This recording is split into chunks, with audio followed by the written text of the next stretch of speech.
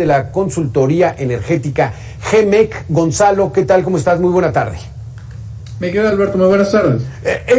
¿Cuál es en lo que debemos poner los puntos fundamentales en esta reforma energética, en esta reforma eléctrica? La desaparición de la Comisión Reguladora de Energía, la CRE, y la desaparición de la Comisión Nacional de Hidrocarburos.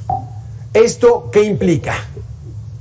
Yo te diría que son cuatro puntos muy importantes de esta reforma que acaba de presentar el presidente hoy ante la Cámara de Diputados. El número uno es el regreso al monopolio eléctrico, ni siquiera de 2003, esto es regresar a 1960. Todos los permisos de generación eléctrica, desde los productores independientes de energía hasta los permisos de importación y exportación, son y serán cancelados. Eso es un punto esencial. Toda la energía privada que se haga en el país debe ser vendida en exclusiva a la CFE. Y esa energía CFE se va a volver el único suministrador que le va a vender energía al país. Como muy bien mencionabas, un segundo elemento pasa porque la desaparición de la Comisión Reguladora de Energía, que también se encarga de hacer toda la parte de los permisos de gasolinas, de diésel, de almacenamiento, de gas natural, todo eso desaparece. Incluso algo que suena un poco extraño, pero también la Comisión Nacional de Hidrocarburos, un órgano técnico dedicado a la parte de producción de hidrocarburos, de petróleo y de gas natural, también desaparece y esas funciones irán a la Secretaría de Energía.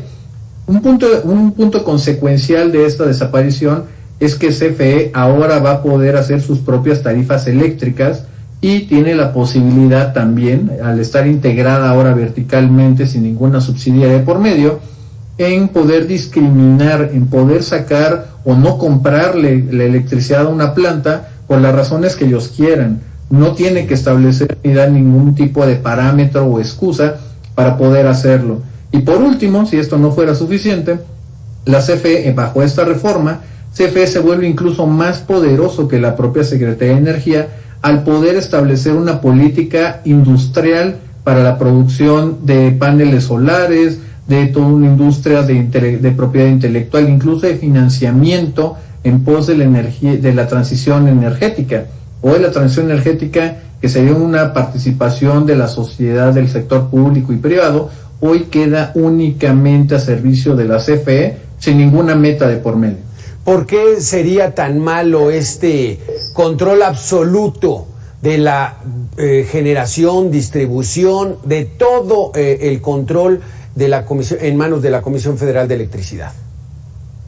El primero y más importante es que eso es una violación contractual a todos los convenios que se tienen firmados en México y también es directamente violatorio del Tratado de Libre Comercio. El segundo es que las plantas que estaban puestas para operar de una forma diferente hoy prácticamente están siendo no expropiadas, pero sí se les reduce la posibilidad de tener algún otro tipo de cliente de venta. Se rompen obviamente toda la parte de la continuidad de las operaciones.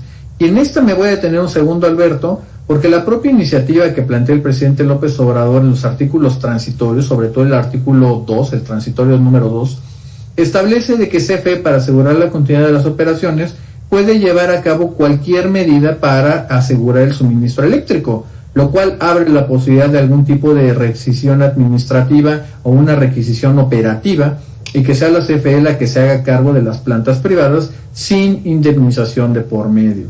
Y obviamente, si nos vamos al punto que yo creo que interesa más a la población, que es en términos de los costos, esta medida le asegura a CFE tener costos más altos y ser el único que va a poder vender al precio que ellos quieran, ni siquiera en consulta con la Secretaría de Hacienda o con el presidente o con nadie, decidir cuál es el precio que se puede poner.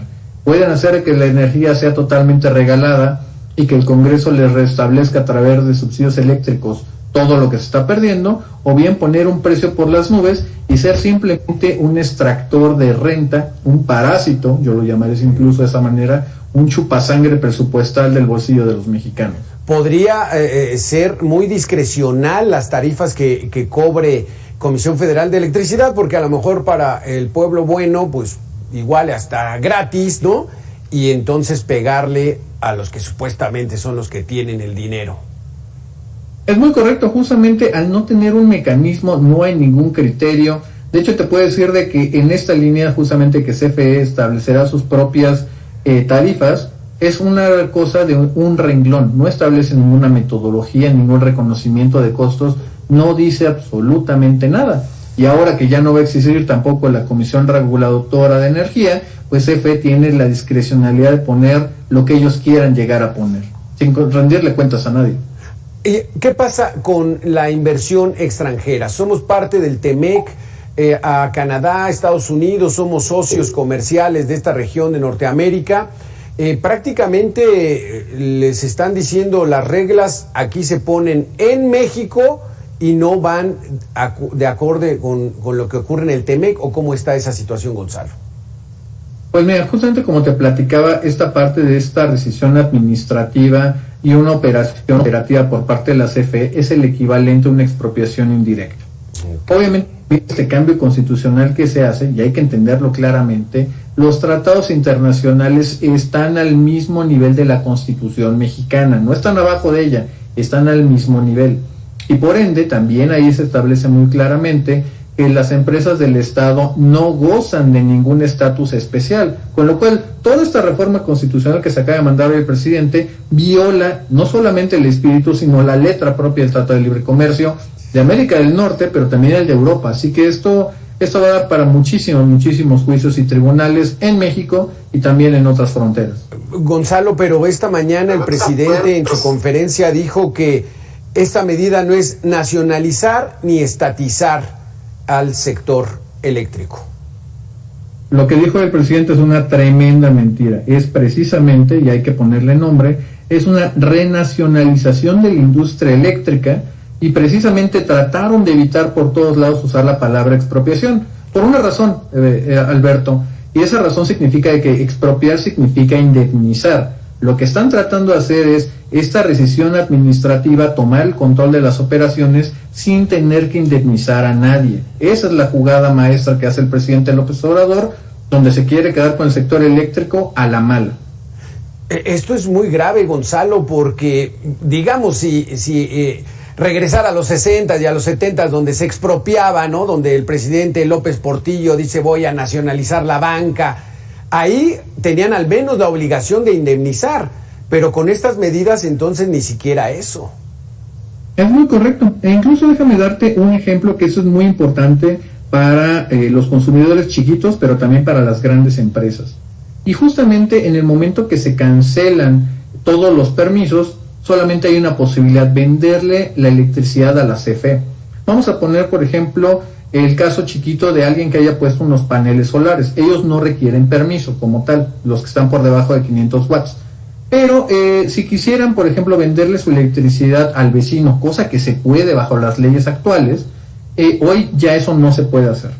Si de pronto CFE tú le quisieras vender o que CFE te acredite la energía que tú le estás dando, CFE ya no tiene ninguna obligación de comprarte esa electricidad, ni siquiera de acreditártela.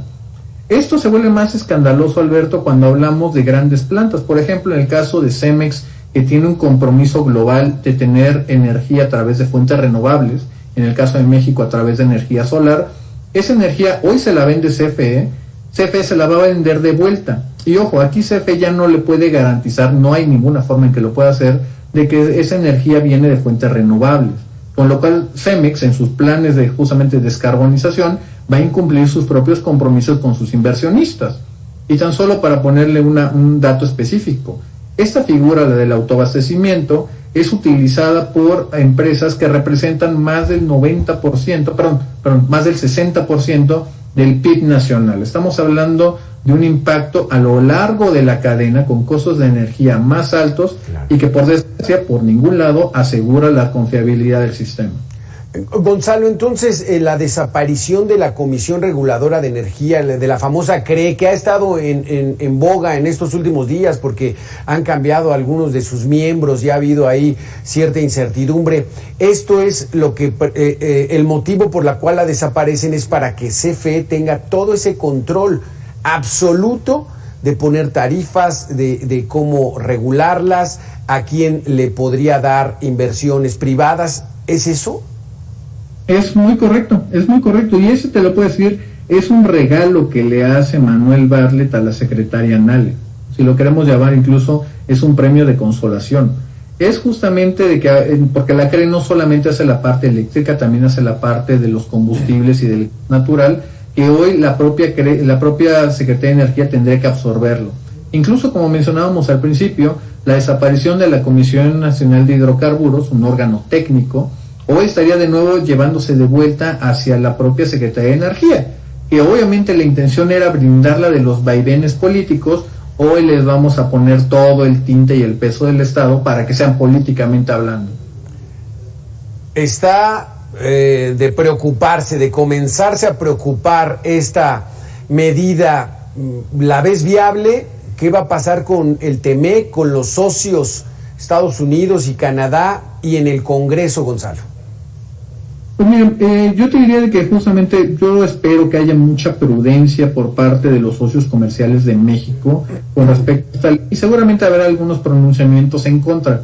No veo sinceramente ningún país, ningún gobierno democrático que justamente apoye una medida como esta. Esto es contrario a todo lo que está pasando en el mundo. El segundo tiene que ver con la parte de lo del Congreso. Y es una ley que, hay que decirlo, la tiene muy difícil el presidente para poderla aprobar. Sabemos muy bien que en la elección apenas de junio de este año, el partido gobernante o su coalición perdieron más de 50 curules en la Cámara de Diputados. Tendrían que convencer a una mayoría opositora que veremos prácticamente de qué está hecha. En el Senado, también lo sabemos muy bien, no le alcanzan los números al presidente. Estos números no han sido cambiados de 2018, cuando fue la elección, y la tiene muy cuesta arriba. Es muy probable de que el presidente terminó lanzando una bomba nuclear y termine siendo un cuetón de feria.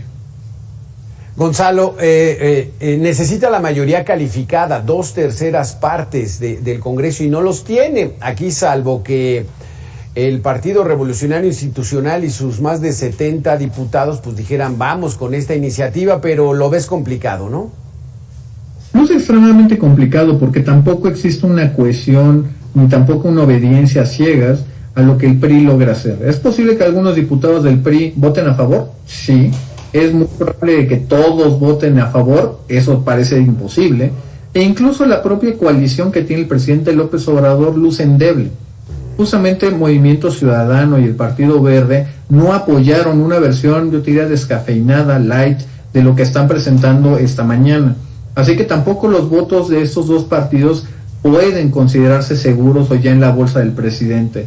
Es muy probable que sí, veamos justamente un jaloneo legislativo, pero las posibilidades de que esto sea aprobado son verdaderamente pocas. Por último, nada más, el tema del litio, este mineral que es muy solicitado en estos momentos porque se emplea para estas pilas de larga duración, es decir, computadoras, celulares, todos estos artefactos electrónicos, también están garantizando que solamente el Estado puede explotar el litio en el país. Es muy correcto, Alberto. Metieron eso como literalmente una colación, lo ponen simplemente en una línea del artículo 27 constitucional. No se espera realmente de que haya una gran expectativa de que sea aprobado. Es quizá la parte más benigna de todo lo que se mandó, pero también habría que entender de que no tiene el gobierno mexicano la facultad, ni tampoco el dinero, hay que ponerlo claramente, para poder hacer esto. Porque cuando ya sacamos la parte de los costos, pues por desgracia al gobierno mexicano no le alcanza el dinero para tener que comprar las plantas o indemnizar a las partes afectadas.